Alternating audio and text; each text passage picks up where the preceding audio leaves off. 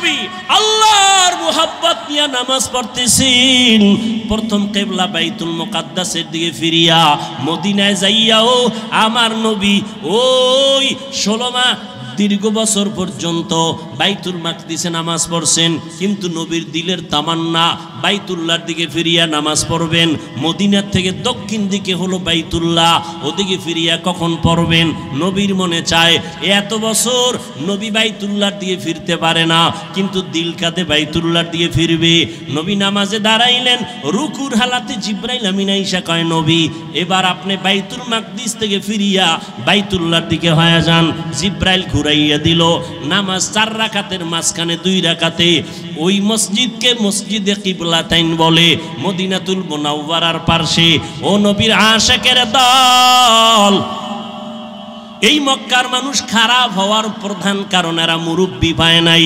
আল্লাহর কসম একবার, আল্লাহর কসম 2 বার, আল্লাহর কসম 3 বার, ওয়াল্লাহি বিল্লাহি তাল্লাহি, যতদিন পর্যন্ত এই জাতি মুরব্বি মানবে না ততদিন পর্যন্ত এই জাতির কপালে শান্তি আসবে না।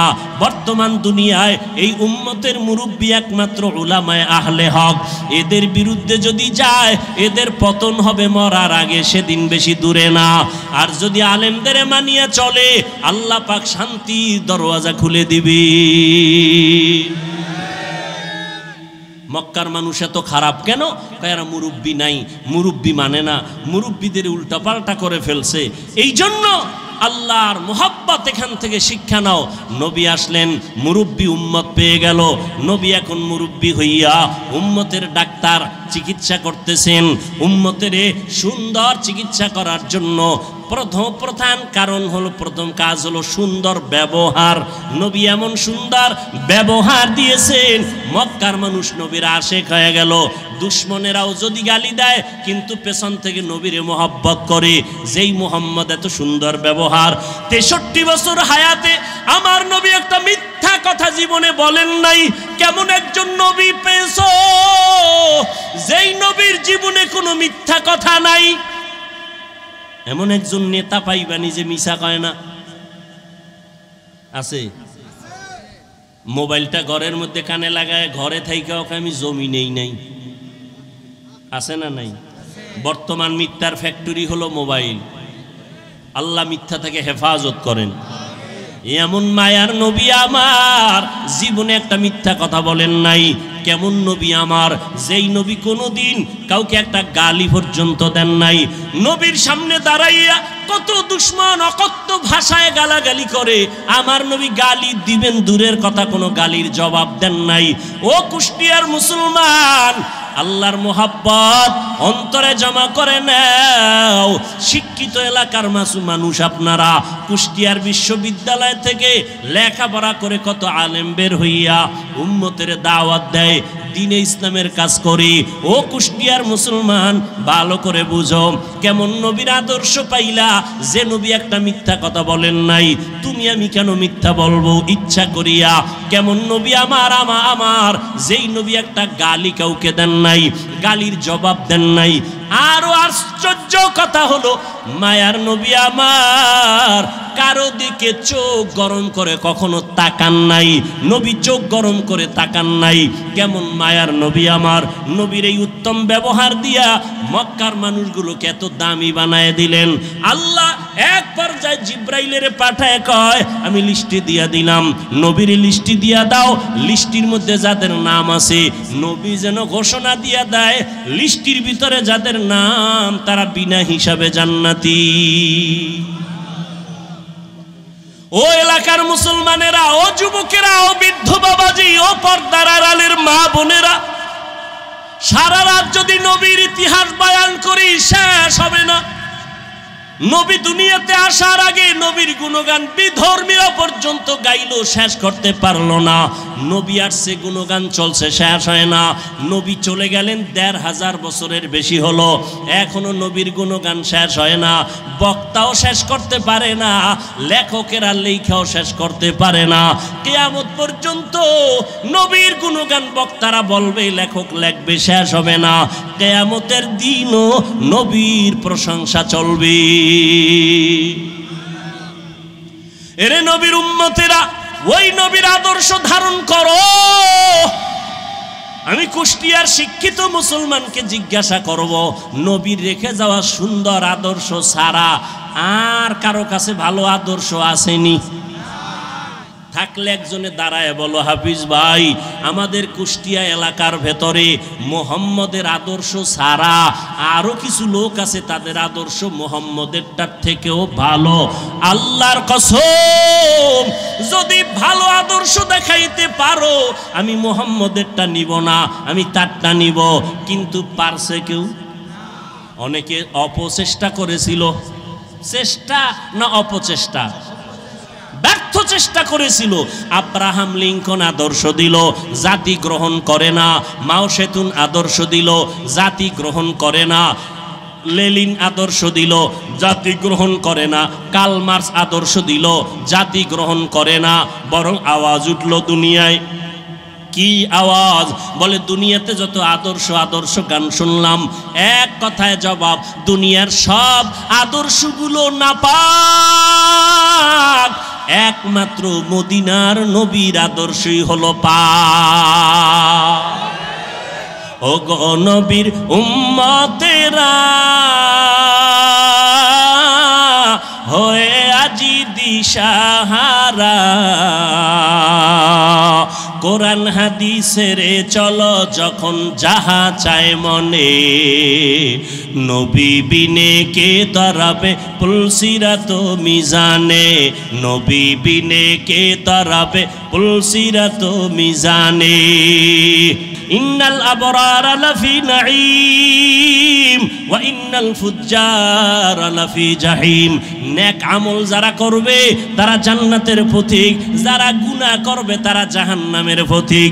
ও আল্লাহর বান্দারা, জাহান্নামটা কেমন ভয়ঙ্কর, জান্নাতটা কেমন আরামের ঘর আমার আল্লাহ তাও বয়ান করেছেন। জান্নাতিন তাজরি মিন তাহতিহাল আনহার, এমন একটা জান্নাত আল্লাহ জান্নাত নেক আমলওয়ালাকে দিবেন, যেই জান্নাতে ঢুকলে কোনোদিন যুবকরা বুড়া হবে না, কালো থাকবে না। যেই জান্নাতে কোনো বাথরুম নাই, যেই জান্নাতে কোনো রোদের গরম, অসহ্যকর গরম নাই, যেখানে কোনো বিদ্যুতের লোডশেডিং নাই, ওই জান্নাত এমন আরামের জায়গা যেখানে শান্তি আর শান্তি আর শান্তি। আবারও জবাব দাও, এই জান্নাত পাবে কারা? গুনাহগার না নেক আমলওয়ালা? তোমার আমল কোথায় রে বাবা? আর যারা গুনাহ নিয়ে কবরে যাবে তাদের জন্য জাহান্নাম আল্লাহ বানায় রাখছেন। কেমন জাহান্নাম? আল্লাহ তাআলা কোরআনে বয়ান করেছেন, আল্লাতী তাত্তালিউ আলাল আফইদা, দুনিয়ার আগুন থেকে 70 গুণ জাহান্নামের আগুনের গরম হবে বেশি। ওই জাহান্নামটা গুনাহগারের জন্য। ওই জাহান্নাম এত ভয়ঙ্কর, দুনিয়ার আগুন হাতে লাগলে হাত জ্বলে, পা জ্বলে না, পায়ে লাগলে পা জ্বলে, হাত জ্বলে না। আল্লাহ বলেন, জাহান্নামের আগুনে তো মারাত্মক ভয়ঙ্কর আগুন, শরীরের যে কোনো জায়গায় লাগা মাত্র কলিজা পর্যন্ত ভুনা হয়ে যাবে। ও যুবক, আজকে আমিও তো তোমার মতো একটা যুবক। আমি যদি তোমার মতো প্যান্ট শার্ট টাই লাগাইয়া দাড়ি কামাইয়া রাস্তায় ঘুরতাম, মাস্তানি করতাম, কেউ বাধা দিত না। টুপি মাথায় দিলে মাথা গরম হয়, তোমার থেকে কম বুঝি না, এরপরও কেন টুপি ফালাই না? দাড়ি রাখলে যৌবনের ভাব চলে যায়, এগুলো বুঝি, এরপরও কোনো দাড়ি কাটি না। ও যুবক, বেপরদায় চললে বড় যৌবনের ভাব মিটানো যায়, এরপরও কেন বেপরদায় চলি না? ও আল্লাহর বান্দারা, নামাজ পড়তে অনেক কষ্ট, শীতের দিন ফজরের সময় নামাজ পড়াবো আরো কষ্ট, এরপরও কেন নামাজ ছাড়ি না রে বাবা? এই লম্বা জামাটা পরলে শরীর গরম লাগে, বুঝি, তারপরও কেন এই পোশাকটা ফালাই না? এর একমাত্র কারণ, আল্লাহর কোরআন পড়লাম, নবীর কথা দেখলাম, একটাও কোনো মিথ্যা নাই। অনেক বেঈমানেরা, পণ্ডিতেরা মিথ্যা প্রমাণ করার জন্য অপচেষ্টা করছে, আজও পর্যন্ত আমার মাওলার কথা একটা ভুল বের করতে পারে নাই, পারছে? বরং বহু বেঈমানেরা কালেমা পড়ে মুসলমান হয়ে গেল। ও যুবক বাবা, চিন্তা ভাবনা করিয়া কবরের দিকে যাও, একটু চিন্তা করো রে বাবা, আমার মাওলার কোরআন সত্য। আজকের বৈজ্ঞানিকরা বলে জমিন থেকে 9,30,00,000 মাইল উপরে হলো সূর্য। এই জমিনটা যত বড় তার থেকে 13 লক্ষ গুণ বড় সূর্য। এই সূর্যটা রাতের বেলা নাই, দিনের বেলা ছিল। এখনো কেন এত গরম লাগে, সহ্য করা যায় না। আল্লাহর কথা মিথ্যা না রে বাবা। নবী বলেন কিয়ামতের দিন মানুষ, নারী আর পুরুষ সব উলঙ্গ দাঁড়াবে হাসরের মাঠে। সূর্যটা নিচে নেমে আসবে, সূর্যের গরমে জমিনটা তামা হয়ে যাবে। আম্মা জান আয়েশা রাদিয়াল্লাহু তাআলা আনহা দেখেন নবী একদিন তার রুমে বৈশা কাঁদতেছেন, যে নবীর কোনো গুনাহ নাই, সেই নবী কান্না করেন। আম্মা জান বলেন, ইয়া রাসূলুল্লাহ, আমার ভয় লাগে কোনো বেয়াদবি করলাম কিনা, আপনি কেন কাঁদতেছেন? আমার নবী বলেন, আয়েশা, আপনি কোনো বেয়াদবি করেন নাই, কেন কাঁদেন হে নবী? মায়ার নবী বলেন, আয়েশা, হাসরের ময়দানের কথা মনে পড়ে গেছে আমার। কিয়ামতের দিন আমার গুনাহগারের উম্মতের কি হালাত হবে। কেন ইয়া রাসূলুল্লাহ? নবী বলেন, আয়েশা, কিয়ামতের ময়দানে নারী আর পুরুষ সব উলঙ্গ দাঁড়াবে। কিয়ামতের দিন সূর্যের গরমে মাথার মগজগুলো টাস টাস করে ফেটে যাবে, জমিনটা তামা হয়ে যাবে। অন্যদিকে জাহান্নামের আওয়াজ, আবার আমার মাওলাও রাগান্বিত আওয়াজ দিবেন, লিমানিল মুলকুল ইয়াউম লিল্লাহিল ওয়াহিদিল কাহ্হার। আমার আল্লাহ তো রাগান্বিত হবেন, হাসরের ময়দানটা থর থর করে কেঁপে উঠবে। আল্লাহ বলেন, আমা আরসালনাকা ইল্লা রাহমাতাল লিল আলামিন। ও পয়গম্বর, জগৎ সমূহের জন্য আমি আপনাকে রহমত করে পাঠাইলাম। রূহের জগতের জন্য নবী আমার রহমত, দুনিয়ার জগতের জন্য নবী রহমত, কবর জগতের জন্য নবী আমার রহমত, হাসরের জগতের জন্য নবী রহমত। দুনিয়ার জগতের জন্য নবী কিভাবে রহমত, এই বিষয়ে 2-4টা কথা আমি বলবো। রহমতের নবী এমন এক সময় জমিনের মধ্যে পদার্পণ করলেন মক্কা নগরীতে, আরব দেশের ভেতরে, যেই সময় মক্কার মানুষের মতো চরিত্রহীন লম্পট জমিনের মধ্যে আর কোথাও কোনো মানুষ ছিল না। মক্কার মানুষ বড় খারাপ মানুষ, এতটাই চরিত্রহীন। ভালো করে খেয়াল করেন, এতটাই চরিত্রহীন ওই মক্কার মানুষ, নারী আর পুরুষ উলঙ্গ হইয়া বাইতুল্লাহর চারপাশে তাওয়াফ করে। তারা কাপড় পরে যায় না, কারণ এই কাপড় দ্বারা ভিন্ন জায়গায় গিয়া গুনাহ করছে। এই গুনাহযুক্ত কাপড় নিয়ে বাইতুল্লাহর কাছে যাবে না, এরা বাইতুল্লাহকে সম্মান করে। কিন্তু চরিত্র এতটাই দুর্বল, এরা নারীদের পছন্দ করে না। কন্যা ঘরে আসলে বাবা পর্যন্ত বেজার হয়ে যায়, বাবা লজ্জায় পড়ে ওই কন্যা সন্তানটাকে জ্যান্ত গলা টিপে হত্যা করে। এতটাই জালেম, এতটাই জুলুম চলতেছিল। জুলুমের সমাজ, এমন এক জায়গা চতুর্মুখী নাপাক আর নাপাক আর নাপাক। এই অবস্থায় এমন একজন রহমতের নবী মক্কা নগরীর মাঝে আল্লাহ পাঠাইছেন। রহমতের নবী আসছেন, আসা মাত্র জমিনের মধ্যে পরিবর্তনের হাওয়া শুরু হয়ে গেল। প্রশ্ন এখন জটিল, মক্কার মানুষ এত কেন খারাপ হলো, অন্য এলাকার মানুষ কেন খারাপ হলো না? সিরিয়ার মানুষ এত খারাপ কেন না, মক্কার মানুষ এত খারাপ কেন? অথচ এখানে তো লক্ষ লক্ষ নবী আসছেন, সব নবীরা বাইতুল্লাহ তাওয়াফ করছেন। আদম আলাইহিস সালাম ভারতের চরণদ্বীপ থেকে আল্লাহর ঘর জিয়ারতের জন্য 40 বার পায়ে হেঁটে গেছেন, হাইটা হাইটা গিয়া বাইতুল্লাহ জিয়ারত করেছেন আদম নবী। আদম আলাইহিস সালাম, নূহ আলাইহিস সালাম এই জমিনের মধ্যে কদম রেখেছেন। আমাদের আকীদা বিশ্বাস, যেখানে আজান হয়, কোরআন তেলাওয়াত হয়, যেখানে দ্বীনের কথা হয়, আলেম ওলামা আসে, ওই জায়গাটা বরকতপূর্ণ হয়, ঠিক নি? মক্কার জমিনের মধ্যে সব নবীরা আসছেন, বাইতুল্লাহ তাওয়াফ করছেন, জায়গাটা বড় বরকতের জায়গা। এখানের মানুষ অন্য দিকের তুলনায় একটু কম খারাপ হবে। অথচ সিরিয়ার মানুষ এত খারাপ না, মক্কার মানুষ এত খারাপ। আবার এমন একটা জায়গা যেখানে আল্লাহ পৃথিবী নামক গ্রহ বানাইয়া প্রথম আল্লাহ একটা ঘর বানাইলেন বাইতুল্লাহ। ইন্না আউওয়ালা বাইতিন উযিআ লিন-নাস লাল্লাযী বিবাক্কাতা মুবারাকান ওয়া হুদা মুবারাকান ওয়া হুদাল লিল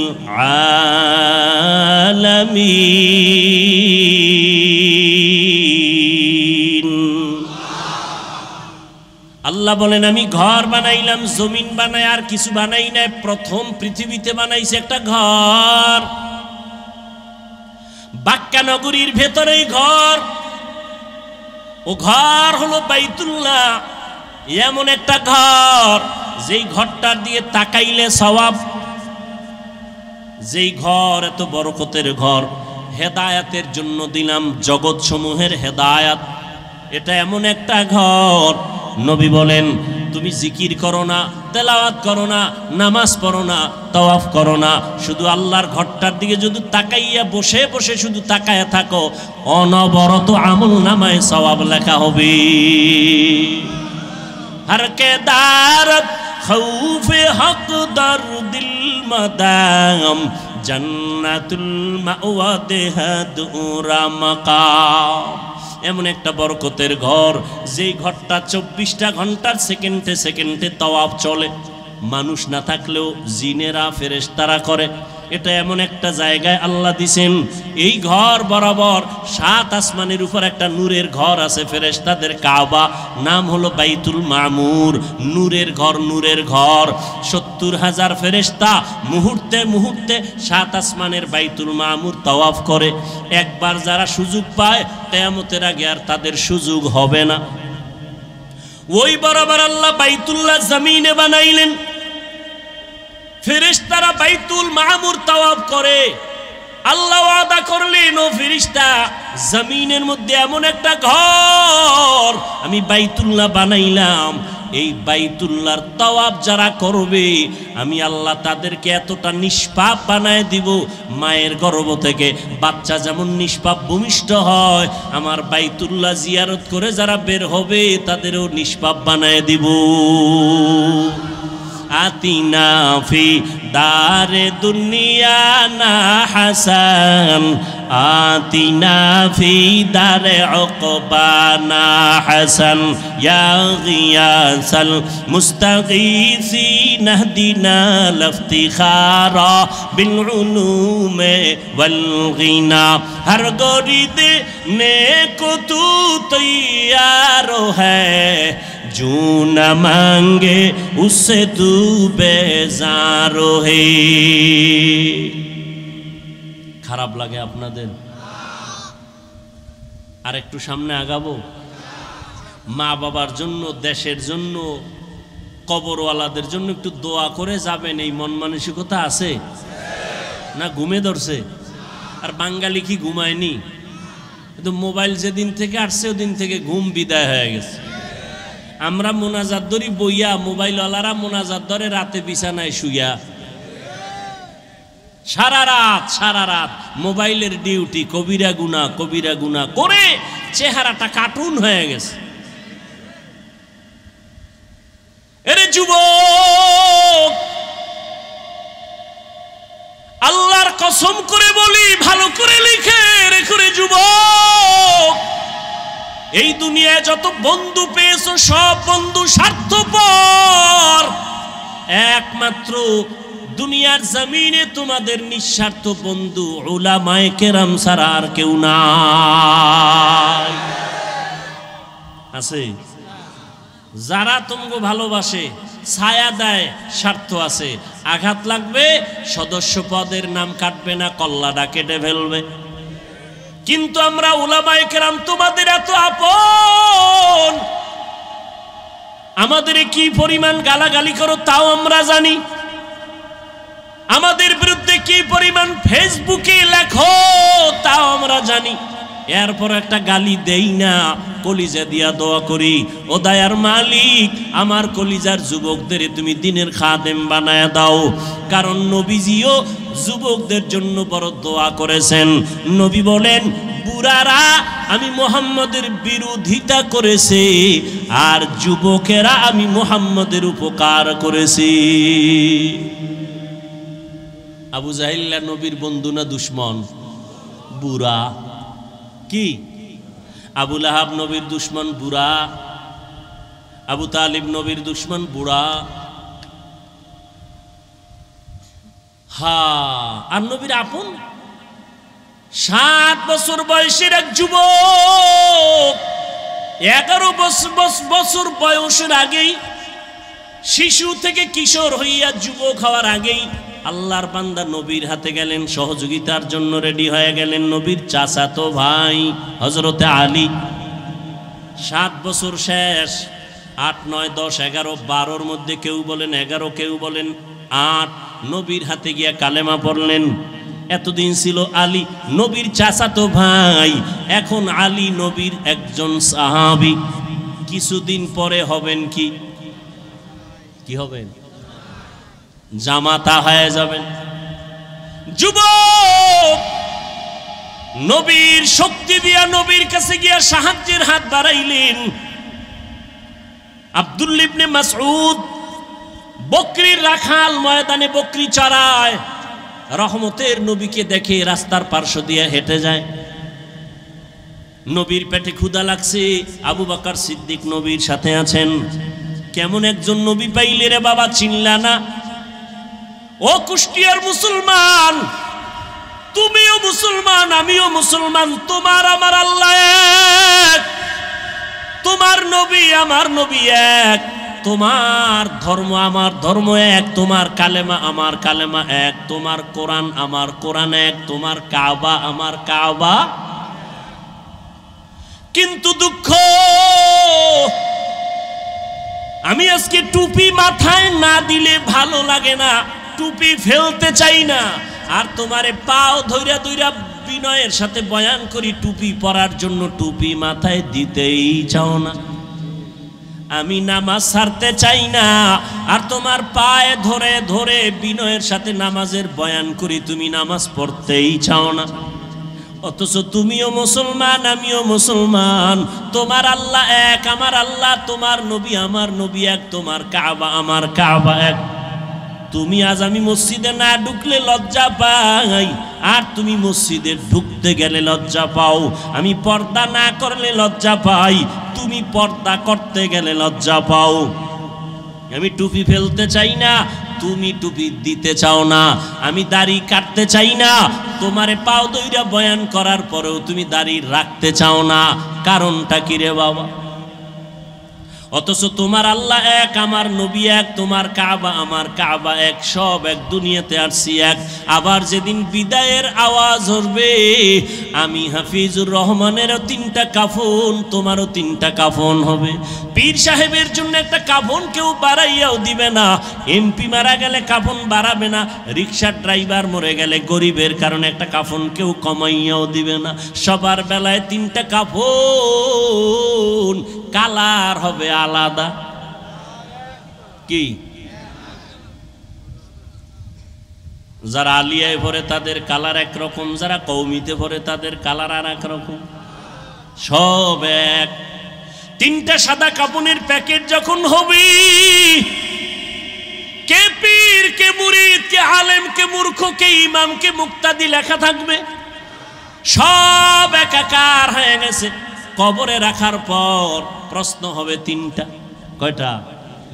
আমাকেও যেই প্রশ্ন করা হবে, আপনাদেরও সে একই প্রশ্ন করা হবে। রবের পরিচয় দাও, ধর্মের পরিচয় দাও, রহমাতুল লিল আলামিনের পরিচয় দাও। আমাকেও প্রশ্ন যা করবে, আপনাদেরও সেই একই প্রশ্ন করা হবে। ও আল্লাহর বান্দারা, কেমন একজন নবী পাইলেন, ওই নবীর জন্য একটু মায়া হলো না রে বাবা? আজকে আমি তোমার মতো চলি, এই দুনিয়ায় চলি তোমার মতোই চলাফেরা করি। তুমিও 3 বেলা খাও, আমরাও 3 বেলা খাই। তুমিও রাতের বেলা ঘুমাও, আমরাও ঘুমাই। ও আল্লাহর বান্দারা, তোমরাও ব্যবসা করো, চাকরি করো, আমরাও ব্যবসা করি, চাকরি করি। ও আল্লাহর বান্দারা, তোমরাও রাস্তাঘাটে চলো, আমরাও রাস্তাঘাটে চলি। তোমরাও বিদেশ সফর করো, আমরাও করি। কই ও আল্লাহর বান্দা, একই দেশে বসবাস করি, একই হাওয়া বাতাসে চলি, একই খানা খাই, কিন্তু আজকে তুমি মুসলমান, আমি মুসলমান, এক আল্লাহর গোলাম হইয়া কেন তুমি নবী মানো না? কেন তুমি নবীর মোহাব্বত অন্তরে জমা করো না? কারণটা কি বুঝে আসে না? আসলে কারণ হলো, যে যাকে চিনে না সে তাকে মানে না। তুমি আমার আল্লাহকে এখনো চিনতে পারো নাই রে যুবক। তুমি নেতাকে চিনছো, নেতার জন্য তুমি জীবন দিয়া রাস্তায় বের হইয়া যাও। আর আমি আমার নবীরে চিনলাম, এই জন্য আমি নেতার জন্য জীবন দিতে চাই না, নেত্রীর জন্য চাই না, দলের জন্য চাই না। জীবনটা যদি দিতে চাই আমার নবীর আদর্শের জন্য দিব। এনে নবীর আশিক উম্মতের দলেরা, রহমতের নবী আমার রাস্তা দিয়া চলতেছেন, পার্শ্বে আবু বকর। হঠাৎ করে পেটে ক্ষুধা, পার্শ্বে চেটিয়াল ময়দানে বকরির পাল। আবু বকরকে বললেন, রাখালকে ডাকো। রাখাল এসে হাজির। এই রাখাল, আমাদের পেটে ক্ষুধা, তোমার এমন একটা বকরি আমগো দেও, একটু দুধ পান করবো আমরা দহন করিয়া। রাখাল কয়, এই বকরির মালিক আমি না, অতএব আমি দিতে পারুম না। এবার নবী কয়, রাখাল শোনো, আচ্ছা ঠিক আছে, তাহলে দুধওয়ালা বকরি দেওয়া লাগবে না, এমন একটা বকরি দাও যেই বকরিটা মৃত্যু পর্যন্ত দুধ দিবে না। এরকম বকরি আছে না, দুধ দেয় না, এমন একটা বকরি দাও। রাখাল বলে, এই যে একটা বকরি আছে, এটা নেন, এর থেকে জীবনে দুধ আসবে না। রহমতের নবী বলে, আবু বকর দাঁড়ান। নবী যেই বকরির থেকে জীবনে দুধ আসবে না বলিয়া রাখাল দিল, রহমতের নবী ওই বকরির হাত দিলেন ওলানের ভেতরে, সাথে সাথে দুধ আসলো। নবী পান করলেন, আবু বকর করলেন, রাখালেরও করাইলেন। করানোর পরে কয়, রাখাল বকরিটারে আবার পালের মধ্যে দিয়া দাও। রাখাল দেওয়ার পরে যেই বকরি জীবনে দুধ দিবে না, এই লোকটা কে যার হাত লাগা মাত্র দুধ আসলো? এতক্ষণ চিনে নাই, এতক্ষণ। ও ভাই, আমি রাস্তা দিয়ে হেঁটে আসতেছি, যে চিনে না হে ধাক্কা দিছে, হুজুর সরেন। যখন টের পাইছে আমি চেয়ারে বসার পরে, এবার আর উষ আসেনি তার। এই জন্য যে যাকে চিনে না সে তাকে মানে না, যে যাকে চিনে তাকে মানার মতো মানে। বলে কেমন? কয় জীবন দিতে রেডি। রাখাল এতক্ষণ চিনে না এই ব্যক্তিকে, যখনই দেখলো একটা বকরি জীবনে দুধ দিবে না, ওই বান্দার হাতটা দেওয়া মাত্র বকরি দুধ দিল, চিনে ফেললো এটা সাধারণ কোনো মানুষ না, এটা পাওয়ারওয়ালা মানুষ। এই পাওয়ার আমার মধ্যে নাই। এই পাওয়ারের নাম হলো মুআজিজা। এই পাওয়ারের নাম কি? নবীদের বেলায় হলে মুআজিজা, ওলিয়া উলিয়াদের বেলায় হলে হবে কারামত। ভালো করে মনে রাখবেন, যেটা কখনো সম্ভব না, এই রকম কিছু অসম্ভব আল্লাহ যদি সম্ভব করেন, এটাকে আশ্চর্য ধরনের বলা হয়, অলৌকিক পাওয়ার বলে। এটা আল্লাহ ডাইরেক্ট আসমান থেকে জমিনে আইসা করবেন না, এটা কোনো ব্যক্তির মাধ্যমে করবেন। গাছ কথা বলতে পারে না, একজনে প্রশ্ন করে কথা বলা শুরু হয়ে গেল, এটা তো সম্ভব না। আমার আল্লাহর দ্বারা সম্ভব। সব অসম্ভবকে সম্ভব করতে পারেন কে? আর এই অসম্ভবকে সম্ভব যে আল্লাহ করবেন, এটা আল্লাহ কুদরতের দ্বারা করবেন, কারো মাধ্যমে করবেন। নদীর মধ্যে দীর্ঘ বছর পানি নাই, শুকাইয়া গেছে নদী। একজন ব্যক্তির কাছে এলাকার মানুষ আইসা কয়, আমগো নদীতে পানি নাই। লোকটা বড় একজন আল্লাহর প্রিয় বান্দা, তিনি একটা চিঠি লেখলেন। চিঠির মধ্যে কি লেখছেন তিনি জানেন আর আল্লাহ জানেন। তিনি কয়, এই চিঠিটা নদীর মধ্যে ফেলে দাও। যখন চিঠি নিয়ে নদীর মধ্যে ফেলে দিল, দীর্ঘ বছরের শুকনা নদীর মধ্যে পানির জোয়ার শুরু হয়ে গেল। সুবহানাল্লাহ না? কি মনে হয় গাঞ্জা খাইয়া কথা কই না? চেহারা দেখলে তো মনে হয় না। একজনে তেঁতুল খায়, কয় কেমন লাগে, কয় ঠোঁটের মিস কলে বুঝো না। কি মনে হয় আমরা গাঞ্জা খাই, ইয়াবা ট্যাবলেট খাই, বিড়ি টানি? তাহলে আমাকে মাথা খারাপ কেন বলেন? মাথা খারাপ তো তাদের হতে পারে যারা মদের বোতল নিয়ে দৌড়ায়, যারা গাঞ্জা খায়, ইয়াবা ট্যাবলেট খায়। কথা ঠিক? কেন বলেন হুজুরদের মাথা খারাপ? আল্লাহ বুঝার তৌফিক দান করেন। নদীর মধ্যে পানি জারি হয়ে গেছে, একটা চিঠি লিখে দিছে। এখন একটু যদি গভীরভাবে জ্ঞান খাটান তো মাথা গরম হয়ে যাব, কঠিনভাবে গরম হবে। এটা কেমন কথা? চিঠি লিখে নদীর মধ্যে ফালায় দিছে, এইটার মধ্যে পানির জোয়ার শুরু হয়ে গেছে। এটা গাঞ্জা খাওয়া ছাড়া আর কোনো কথা? এটা ভালো মানুষ বিশ্বাস করে কেমনে? কয় কথাটা এটা এই কামটা ঘটাইছে কেটা? একজনে কানে কানে কয় এটা তাবলিগওয়ালারা ঘটাইছে। যদি কয় তাবলিগ, বিনা দলিলে কাফের। না না তাবলিগ না। কারা কয় সরমনায়, কত ডবল কাফের। তো কারা ঘটাইছে? কেন সরমনায়ও না। খুঁজতে খুঁজতে খুঁজতে খুঁজতে ফট করে কয় না, এটা যে ঘটাইছে তিনি রসুলের কলিজার সাহাবী হযরত ওমর। এবার ক কাফের। ঘটনাটা কে ঘটাইছে? হযরত ওমর। কে সেই ওমর? কে সেই ওমর? 27 বছর বয়সে রসুলের হাতে কালেমা পড়েছে। কয় বছর? কয় বছর? কয় বছর? তাহলে যুবকেরা নবীর বিরুদ্ধে না পক্ষে? তুমি হারারাত কি করো নবীর পক্ষে? চ্যাটিং করো। जिंदगी में बंदगी तू कार नहीं, जिंदगी में बंदगी तू कार नहीं, जिंदगी बे बंदगी शर्मिंदा है, जिंदगी बे बंदगी शर्मिंदा है। दुनिया में हो दुनिया का तलबगार न हो,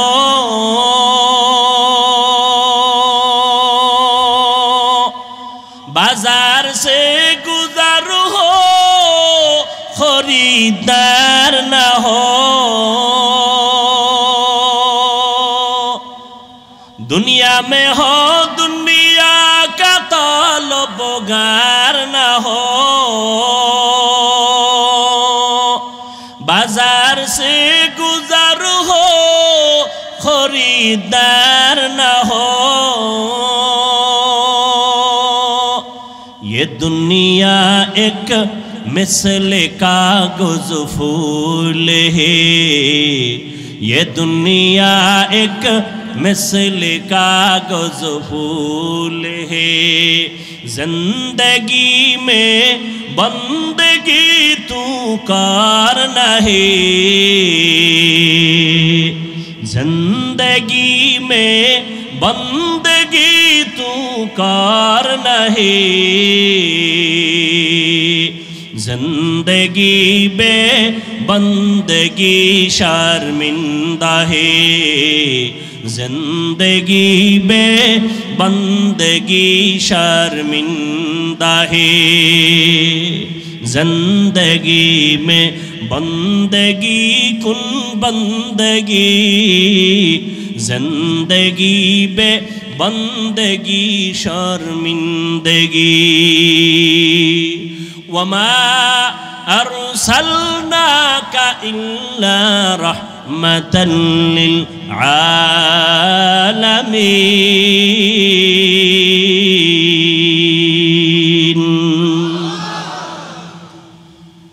রাখাল যখন দেখলো যেই বকরি কখনো দুধ দিবে চিনে না, হঠাৎ করে দুধ চলে আসে, দারুণ না, এই বান্দা বড় দামি। পাশের লোকটা দাঁড়ানো কে দেখছেন নি? খবর নেই কে? আবু বকর সিদ্দিককে জিজ্ঞাসা করলেন কে? ইনি হলেন রহমাতুল্লিল আলামিন আব্দুল্লাহর পোলা মুহাম্মদ। নাম শুনছি। তিনি কি বলে হ্যাঁ, তাই তো এই অলৌকিক ঘটনা প্রকাশ পেল। এবার মাথা নত করে বলে পয়গম্বর আমাকে আপনি তাড়াতাড়ি কালেমা পড়ায় দেন। এই রাখাল আর কেউ না, কলিজার সাহাবী আব্দুল্লাহ ইবনে মাসউদ রাদিয়াল্লাহু তাআলা আনহু। ইমামুল আউয়ালিনাল আখিরিন বাহরে সাদকা রাহমাতাল লিল আলামিন সাইয়্যিদুল কাউনাইন খাতমুল মুরসালিন আখির আমদ বুদে ফখরুল আউয়ালিন। এরে আল্লাহর বান্দা ভালো করে বুঝো, অন্যদিকে তাকাইয়া তামাশা দেখবা না, অন্য কান্দে ওদিকে তাকায়ও না। তোমার চোখে কেন পানি নাই সেই চিন্তা করো। একজনে আল্লাহর মোহাব্বতে চিৎকার দেয়, তোমার মধ্যে সেই জালজালা কেন হয় না? ওরে আগুন লাগলে তো শরীরটা গরম হবে, এটাই তো স্বাভাবিক। আগুন লাগলে তো গরম তাপ লাগবে, শরীর গরম হবে, এটাই স্বাভাবিক। আগুনের পাশে বসছো, তোমার ভাইয়ের শরীর গরম হয়, তোমার শরীর কেন গরম হয় না? কারণটা কি? তোমার ব্যাটারিতে চার্জ নাই, তোমার ঈমান দুর্বল, তোমার আমল দুর্বল। মাওলার কাছে কান্না করো, হে মালিক আজকে মানুষ হইলাম, পরিচয় দেই আমি মানুষ, কিন্তু এখনো মানুষ হতে পারি নাই। আব্দুল্লাহ ইবনে মাসউদ নবীর মুজিজা দেখে কালেমা পড়লেন। ওমরের মতো বান্দা নবীর কল্লা কাটতে আসিয়া 27 বছরের নবীর হাতে কালেমা বললেন। ও নবীর আশেকের দল, আজকে তাবলীগওয়ালারা বয়ান করে, পীর সাহেবরা বয়ান করে, জুমার দিন খতিব সাহেবরা বয়ান করে। আমার মায়ার নবী মক্কা নগরীতে আসছেন এমন একটা জায়গায়, এত দামি জায়গা কেন না পাক? এর একমাত্র কারণ এই মানুষগুলো এত খারাপ হইল কেন? যেই জমিনে এত নবী আসলো, এত দামি ঘর হইল, এই মানুষগুলো অন্য জায়গার থেকে একটু ভালো হওয়ার কথা, এরা খারাপ কেন? এর যতটা জবাব আছে এর মধ্যে শ্রেষ্ঠ জবাব হলো এরা আল্লাহর নবী আসার আগ পর্যন্ত এরা মুরব্বি হারা ছিল, এই জন্য দিক বেদিক হয়ে গেছে। ঈসা নবী চলে গেলেন, মাঝখানে কোনো নবী নাই, কোনো মুরব্বি নাই। যারাও ছিল নবীর স্থলাভিষিক্ত, এরা দুনিয়ার লোভে পইরা ডান বাম হয়ে গেছে। হালালটারে হারাম কয়, হারামটাকে হালাল বলে। রোহবান এই সমস্ত ইহুদি আর খ্রিস্টানদের যারা নামদারি আলেম ছিল, এরা টাকা খাইয়া দুনিয়ার লোভে বিধানটাকে ডান বাম করে দিল। মানুষগুলো মূর্তি পূজায় লিপ্ত হয়ে গেল। যেই বাইতুল্লাহ এত দামি ঘর, ওই বাইতুল্লাহর ভেতরে 360টা মূর্তি ভেতরে টানানো। কয়টা? 360টা মূর্তি।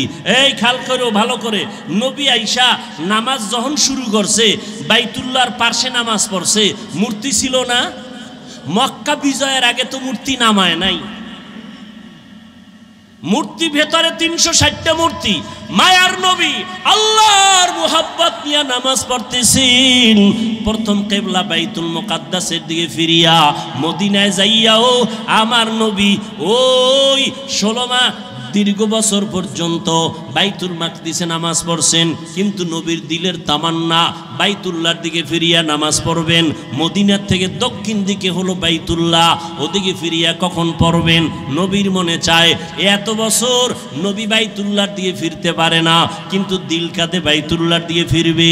নবী নামাজে দাঁড়াইলেন, রুকুর হালাতে জিব্রাইল আমিন আইসা কয়, নবী এবার আপনি বাইতুল মাকদিস থেকে ফিরিয়া বাইতুল্লাহর দিকে হয়ে যান। জিব্রাইল ঘুরাইয়া দিল।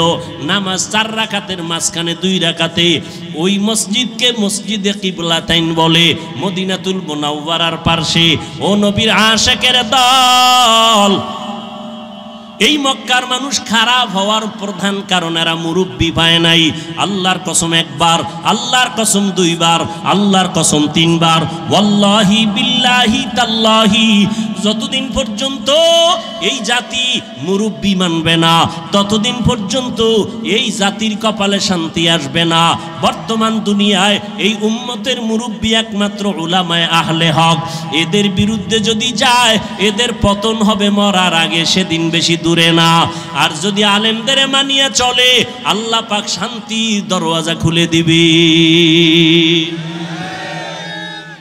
মক্কার মানুষ এত খারাপ কেন? এরা মুরব্বি নাই, মুরব্বি মানে না, মুরব্বিদের উল্টাপাল্টা করে ফেলছে।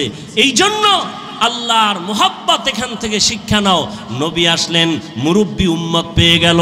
নবী এখন মুরব্বি হইয়া উম্মতের ডাক্তার, চিকিৎসা করতেছেন। উম্মতের সুন্দর চিকিৎসা করার জন্য প্রধান কারণ হলো, প্রথম কাজ হলো সুন্দর ব্যবহার। নবী এমন সুন্দর ব্যবহার দিয়েছেন মক্কার মানুষ নবীর আশেক হয়ে গেল। দুশ্মনেরাও যদি গালি দেয় কিন্তু পেছন থেকে নবীরে মোহাব্বত করে। যেই মুহাম্মদ এত সুন্দর ব্যবহার, 63 বছর হায়াতে আমার নবী একটা মিথ্যা কথা জীবনে বলেন নাই। কেমন একজন নবী পেয়েছো যেই নবীর জীবনে কোনো মিথ্যা কথা নাই? এমন একজন নেতা পাইবানি যে মিছা কয় না? আছে? মোবাইলটা ঘরের মধ্যে কানে লাগায় ঘরে থাইকা ওকে আমি জমি নেই নাই, আছে না নাই? বর্তমান মিথ্যার ফ্যাক্টরি হলো মোবাইল। আল্লাহ মিথ্যা থেকে হেফাজত করেন। এমন মায়ার নবী আমার জীবনে একটা মিথ্যা কথা বলেন নাই। কেমন নবী আমার, যেই নবী কোনোদিন কাউকে একটা গালি পর্যন্ত দেন নাই। নবীর সামনে দাঁড়াইয়া কত দুশ্মন অকথ্য ভাষায় গালাগালি করে, আমার নবী গালি দিবেন দূরের কথা, কোনো গালির জবাব দেন নাই। ও কুষ্টিয়ার মুসলমান, আল্লাহর মোহাব্বত অন্তরে জমা করে নাও। শিক্ষিত এলাকার মানুষ আপনারা, কুষ্টিয়ার বিশ্ববিদ্যালয় থেকে লেখাপড়া করে কত আলেম বের হইয়া উম্মতের দাওয়াত দেয়, দ্বীনে ইসলামের কাজ করে। ও কুষ্টিয়ার মুসলমান, ভালো করে বুঝো, কেমন নবীর আদর্শ পাইলা যে নবী একটা মিথ্যা কথা বলেন নাই। তুমি আমি কেন মিথ্যা বলবো ইচ্ছা করিয়া? কেমন নবী আমার আমার যেই নবী একটা গালি কাউকে দেন নাই, গালির জবাব দেন নাই। আরো আশ্চর্য কথা হলো, মায়ার নবী আমার কারো দিকে চোখ গরম করে কখনো তাকান নাই। নবী চোখ গরম করে তাকান নাই। কেমন মায়ার নবী আমার, নবীর এই উত্তম ব্যবহার দিয়া মক্কার মানুষগুলোকে এত দামি বানায় দিলেন। আল্লাহ এক পর্যায়ে জিব্রাইলের পাঠায় কয়, আমি লিস্টি দিয়া দিলাম, নবীর লিস্টি দিয়া দাও। লিস্টির মধ্যে যাদের নাম আছে নবী যেন ঘোষণা দিয়া দেয়, লিস্টির ভিতরে যাদের নাম তারা বিনা হিসাবে জান্নাতি।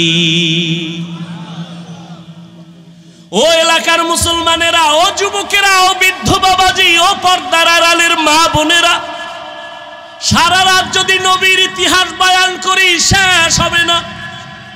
নবী দুনিয়াতে আসার আগে নবীর গুণগান বিধর্মীয় পর্যন্ত গাইলো, শেষ করতে পারলো না। নবী আসছে, গুণগান চলছে, শেষ হয় না। নবী চলে গেলেন ১৫০০ বছরের বেশি হলো, এখনো নবীর গুণগান শেষ হয় না। বক্তাও শেষ করতে পারে না, লেখকেরা লেখাও শেষ করতে পারে না। কিয়ামত পর্যন্ত নবীর গুণগান বক্তারা বলবে, লেখক লেখবে, শেষ হবে না। কিয়ামতের দিনও নবীর প্রশংসা চলবে। এরে নবীর উম্মতেরা, ওই নবীর আদর্শ ধারণ করো। আমি কুষ্টিয়ার শিক্ষিত মুসলমানকে জিজ্ঞাসা করব, নবীর রেখে যাওয়া সুন্দর আদর্শ ছাড়া আর কারো কাছে ভালো আদর্শ আসেনি? থাকলে একজনে দাঁড়ায় বলো, হাফিজ ভাই, আমাদের কুষ্টিয়া এলাকার ভেতরে মোহাম্মদের আদর্শ ছাড়া আরো কিছু লোক আছে, তাদের আদর্শ মোহাম্মদেরটার থেকেও ভালো। আল্লাহর কসম, যদি ভালো আদর্শ দেখাইতে পারো আমি মোহাম্মদেরটা নিব না, আমি তারটা নিব। কিন্তু পারছে কেউ? অনেকে অপচেষ্টা করেছিল। চেষ্টা না অপচেষ্টা? ব্যর্থ চেষ্টা করেছিল। আব্রাহাম লিঙ্কন আদর্শ দিল, জাতি গ্রহণ করে না। মাও সেতুন আদর্শ দিল, জাতি গ্রহণ করে না। লেনিন আদর্শ দিল, জাতি গ্রহণ করে না। কার্ল মার্কস আদর্শ দিল, জাতি গ্রহণ করে না। বরং আওয়াজ উঠল দুনিয়ায়। কি আওয়াজ? বলে দুনিয়াতে যত আদর্শ গান শুনলাম, এক কথায় জবাব, দুনিয়ার সব আদর্শগুলো নাপাক, একমাত্র মদিনার নবীর আদর্শই হলো পাক। ও গো নবীর উম্মতেরা হয়ে আজি দিশাহারা, কোরআন হাদিসের চলো যখন যাহা চায় মনে, নবী বিনে কে তরাবে পুলসিরাত মিজানে, নবী বিনে কে তরাবে পুলসিরাত মিজানে। ও আল্লাহর বান্দারা, তাহলে নবীর আদর্শ থেকে দামি আর আদর্শ কারো কাছে?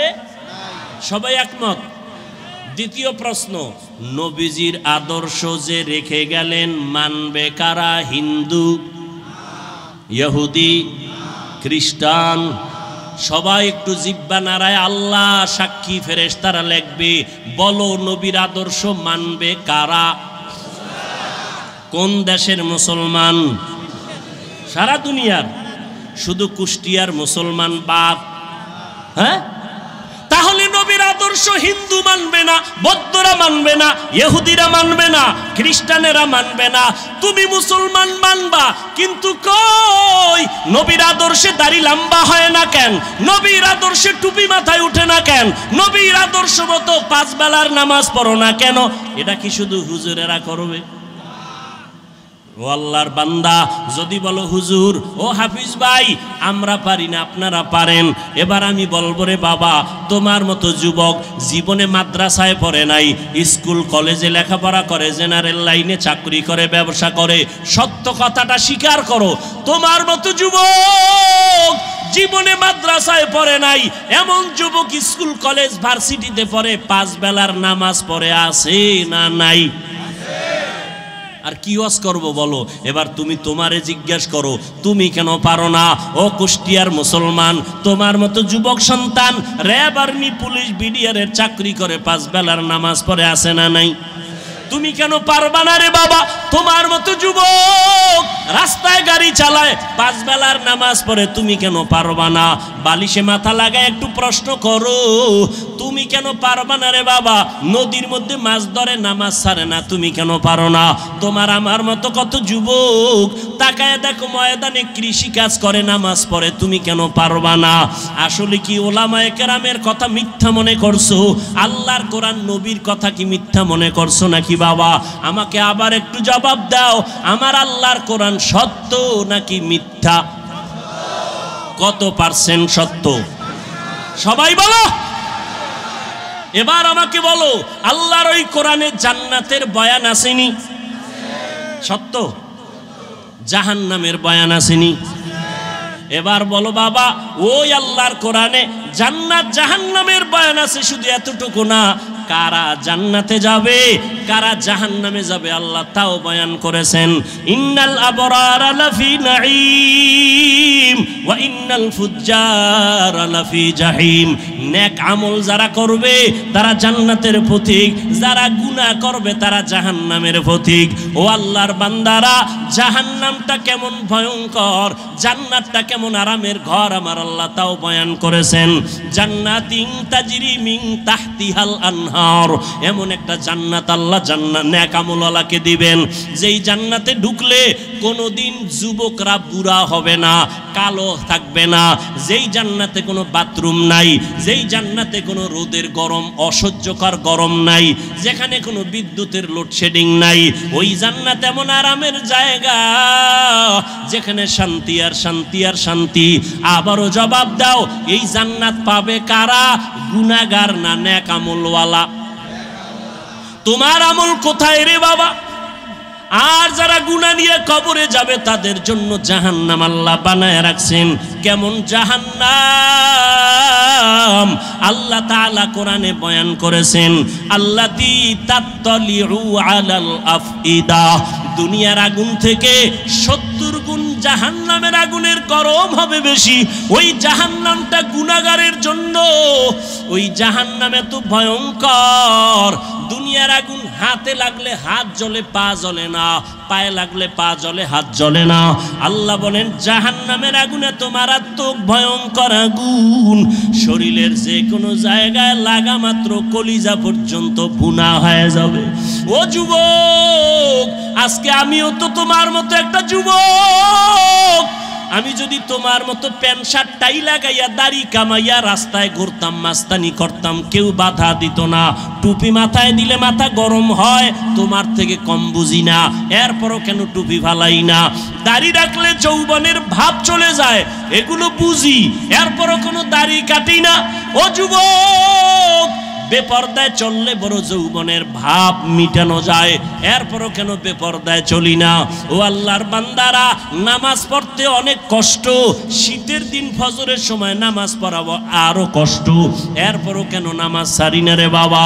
এই লম্বা জামাটা পরলে শরীর গরম লাগে, বুঝি, তারপরও কেন এই পোশাকটা ফালাই না? এর একমাত্র কারণ আল্লাহর কোরআন পড়লাম, নবীর কথা দেখলাম, একটাও কোনো মিথ্যা নাই। অনেক বেঈমানেরা, পণ্ডিতেরা মিথ্যা প্রমাণ করার জন্য অপচেষ্টা করছে, আজও পর্যন্ত আমার মাওলার কথা একটা ভুল বের করতে পারে নাই, পারছে? বরং বহু বেঈমানেরা কালেমা পড়ে মুসলমান হয়ে গেল। ও যুবক বাবা, চিন্তা ভাবনা করিয়া কবরের দিকে যাও, একটু চিন্তা করো রে বাবা, আমার মাওলার কোরআন সত্য। আজকের বৈজ্ঞানিকরা বলে জমিন থেকে 9,30,00,000 মাইল উপরে হলো সূর্য। এই জমিনটা যত বড়, তার থেকে 13 লক্ষ গুণ বড় সূর্য। এই সূর্যটা রাতের বেলা নাই, দিনের বেলা ছিল, এখনো কেন এত গরম লাগে, সহ্য করা যায় না। আল্লাহর কথা মিথ্যা না রে বাবা। নবী বলেন কিয়ামতের দিন মানুষ, নারী আর পুরুষ সব উলঙ্গ দাঁড়াবে হাসরের মাঠে। সূর্যটা নিচে নেমে আসবে, সূর্যের গরমে জমিনটা তামা হয়ে যাবে।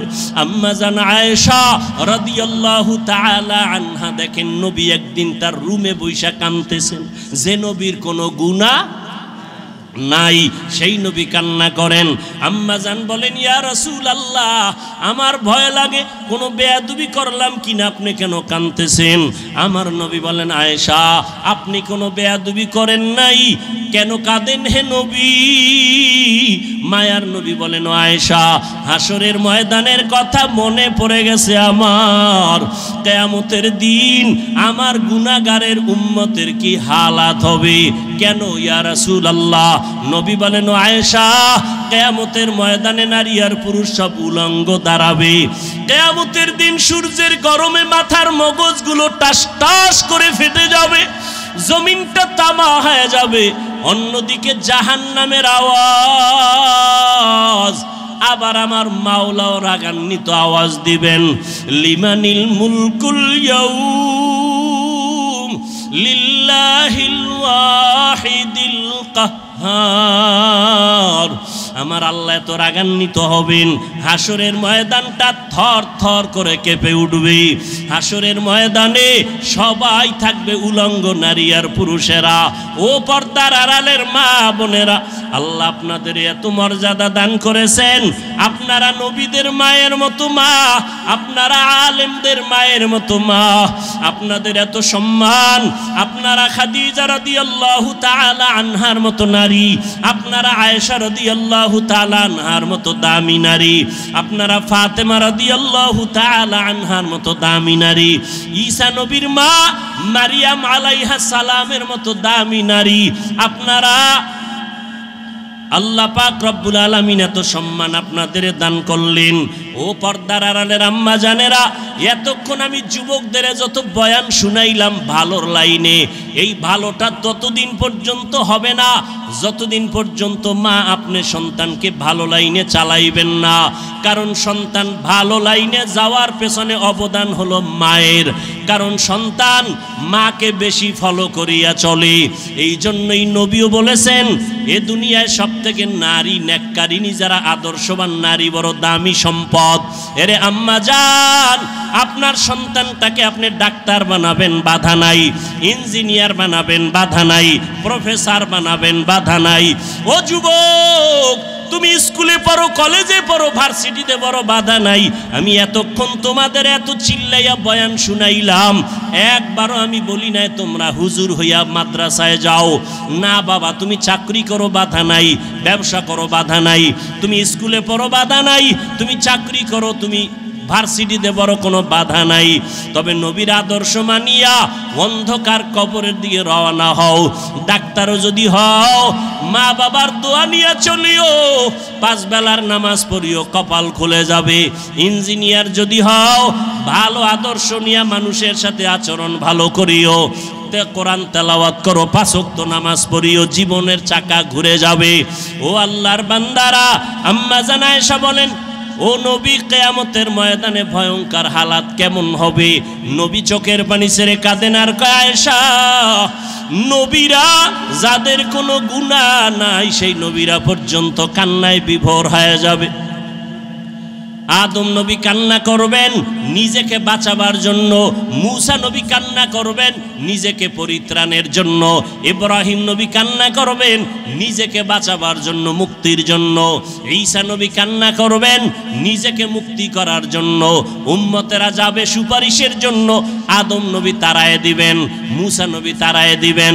উম্মতের সুপারিশ করতে গিয়া ইব্রাহিম নবী বলবেন আমি পারবো না, নূহ আলাইহিস সালাম বলবেন আমি পারবো না। নবী বলেন, ও আয়েশা জানো, ওই কঠিন সময় উম্মতেরা এক একজন নবীর কাছে যাইয়া যখন দেখবে সুপারিশের কেউ নাই, উম্মতেরা পাগলের মতো করবে। সর্বশেষ ওরা আমি মুহাম্মদের কাছে দৌড়ানোর চেষ্টা করবে, আমাকে তালাশ করবে। আম্মা জান বলেন, নবী আপনাকে হাসরের ময়দানে উম্মতেরা কোথায় পাবে? নবী বলেন, ও আয়েশা, আমি আমার মাওলার কুদরতের সামনে মাকামে মাহমুদে সেজদায় পড়ে কান্না করব। অন্য নবীরা নিজেকে বাঁচাবার কান্নায় বিভোর, আর আমি মুহাম্মদ একবারও আমার জন্য আমি কান্না করব না। আমি কান্না করে শুধু বারবার বলবো, আল্লাহ আমার উম্মতেরে বাঁচাও, আমার উম্মতেরে বাঁচাও, আমার একটা উম্মত যেন জাহান্নামে না যায়। আমার আল্লাহ তখন বলবে, নবী আপনি কাঁদবেন না, আপনার উম্মতগুলো ধরে ধরে বাছাই করে জান্নাতের ময়দানের দিকে নিয়ে যান। ও আয়েশা, আমি তখন খুশি মনে আমার উম্মতগুলো ধরে ধরে জান্নাতের ময়দানের দিকে নেওয়া শুরু করব। আম্মা জান আয়েশা বলেন, ইয়া রাসূলুল্লাহ, কোটি কোটি কোটি মানুষের ভেতরে আপনার উম্মতগুলো চিনবেন কি করে? নবী বলেন, ও আয়েশা, যেই উম্মত দুনিয়াতে আমি মুহাম্মদের মহাব্বতে পড়িয়া ওযু বানাইয়া 5 বেলার নামাজ যথাযথভাবে আদায় করবে, কিয়ামতের ময়দানে ওই ওযুর জায়গাগুলো নূরের আলোতে চমকাইতে থাকবে। আমি নবী দেখে দেখে উম্মতকে জান্নাতের দিকে নিয়ে যাব। ও কুষ্টিয়ার মুসলমান বাবারা, ও যুবক বৃদ্ধ বাবাজি, পর্দার আড়ালের মা বোনেরা, কিয়ামতের ময়দানে আল্লাহ না করুন যদি আল্লাহর নবীর সুপারিশের কাতারে দাঁড়াইতে না পারি, বেনামাজি হইয়া যদি দাঁড়াই, বেপরদার অবস্থা নিয়ে যদি দাঁড়াই, তওবা না করে গুনাহ নিয়ে যদি যাই, নবী তখন বলবে, না তুমি আমার উম্মত না, আমি তোমার নবী না। আল্লাহ পাক বলবেন, ও ফেরেশতা, এই গুনাহগার বেনামাজি না ফরমানের জাহান্নামের হ্যান্ডকাপ লাগায়া দাও। ও আল্লাহর বান্দারা, সূর্যের গরম সইতে পারি না, গুনাহ নিয়ে কবরে গেলে হাসরের ময়দানে কেমনে জাহান্নামের আগুন সহ্য করব? একটু নিজের চিন্তা করো। আজকে তোমার ডানে বামে, আমার ডানে বামে ভক্তবৃন্দের অভাব নাই, টাকা পয়সা বাড়ি গাড়ির অভাব নাই, মরিয়া গেলে সাদা কাফন ছাড়া কেউ নাই, অন্ধকার কবরে কেউ আমার আপন হইয়া যাবে না। অতএব এখনো সময় আছে, তওবা করে নাও, আল্লাহর মোহাব্বত নিয়ে উলামায়ে কেরামের পরামর্শ নিয়ে 5 ওয়াক্ত নামাজ পড়ো। এখনো সময় আছে, মনে মনে আমার আল্লাহকে ডাকো আর বলো, হে মালিক, জীবনে তো নামাজ কম সারি নাই, বেপরদায় কম চলি না, আজকে থেকে তওবা করলাম।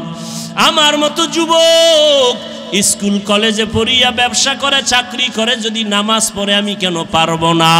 আজকে থেকে নামাজ ছাড়বো না, বেপরদায় চলবো না, দাড়ি কাটবো না, মা বাবার সাথে বেয়াদবি করবো না, মুরব্বীদের সাথে বেয়াদবি করবো না, উলামায়ে কেরামের পরামর্শ নিয়া নবীর তরিকা মানিয়া চলবো, মা বাবার দোয়া নিয়া চলবো। তওবা করার মতো যদি নিয়ত হয়, অন্তরে যদি কোনো নেফাকি আর দুর্বলতা না থাকে, খাঁটি তওবা করার নিয়ত যাদের অন্তরে আছে, দুটো হাত আমার আল্লাহকে দেখাইয়া দাও।